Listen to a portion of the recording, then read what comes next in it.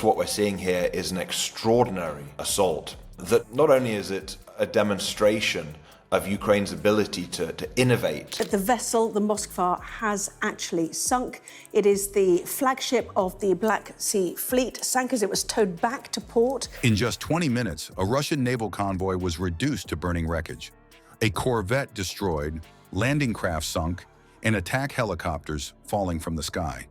But how did Ukraine, a country without a traditional navy, completely dismantle a convoy designed to dominate the Azov Sea?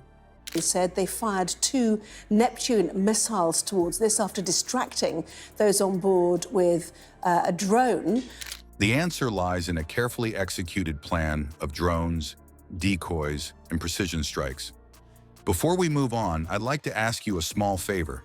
If you appreciate this content, please take a second to like this video and subscribe to the channel. Over 98% of you watch the videos without subscribing. It costs you nothing, but it makes a huge difference to us. So did you click the subscribe button? Great. Thank you so much. Now back to the video. What if I told you a fake radar signal, a handful of unmanned boats, and split-second coordination made it all possible? Stay with us. This was not chance. It was engineering a naval collapse, step by step. How do you bring down a naval convoy designed to dominate the Azov Sea without having a navy of your own? That was the question facing Ukrainian commanders as Russian landing craft pushed eastward, flanked by a corvette meant to secure them. The convoy wasn't modest. 2 landing craft carried over 80 Marines along with crates of ammunition, fuel drums, and anti-armor weapons packed for use on the front near Mariupol. The corvette sailed ahead with its radar sweeping, autocannons primed, and orders to protect those boats at any cost. On paper, it was a short escort mission. In practice, it represented a floating fortress, bringing reinforcements into a city already stretched by war. Ukraine couldn't send a frigate or submarine because those options didn't exist. Its navy had been fractured and lost ports years earlier. A direct missile barrage was risky, too costly, and too visible. But ignoring the convoy meant handing over supplies and bodies to Mariupol without resistance, something they couldn't afford. That made the Russian ships both too strong to challenge head-on, but far too dangerous to leave alone. So they turned to a different approach. That the Soviet-era ship had been badly damaged by that fire, which, as I said, Ukraine said was the result of its missile strike.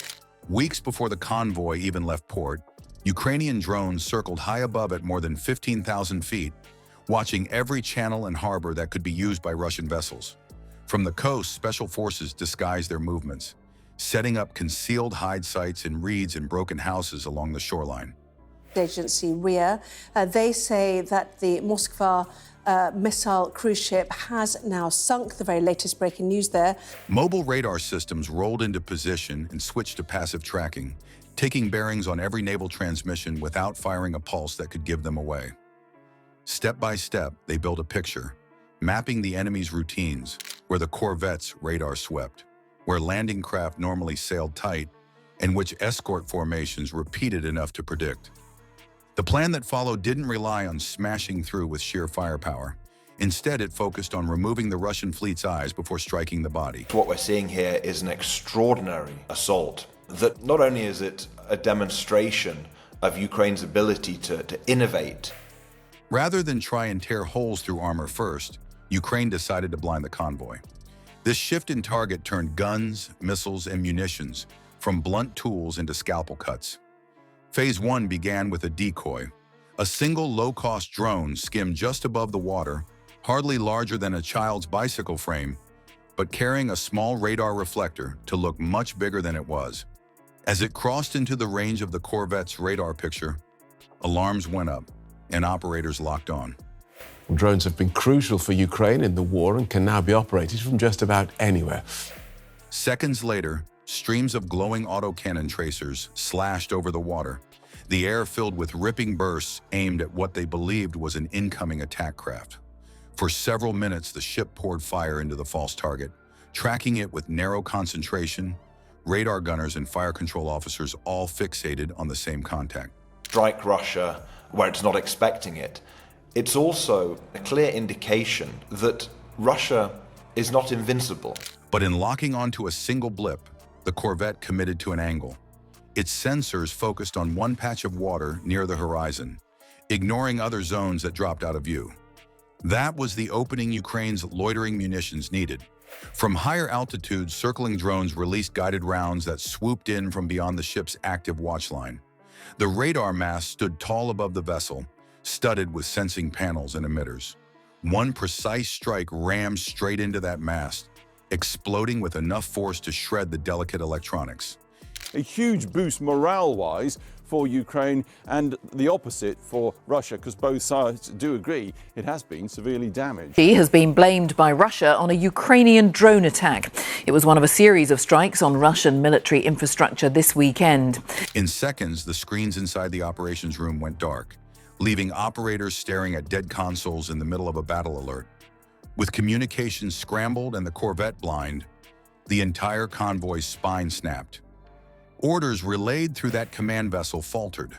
The landing craft, loaded with Marines, suddenly sailed without direction, radios jammed, and the steady sense of cover broken. Panic spread, crews yelled conflicting instructions, and the senior officers had no way to regain real awareness. This was how Ukraine cracked open the convoy in the very first minutes. Not a single ship had been destroyed yet, but the strike had ripped away the shield they depended on. A way that the Russian security services and military have been stunned by and were absolutely not ready for. The Russian squadron was technically still afloat, weapons still loaded, but they were groping through the water without eyes, already fighting blind.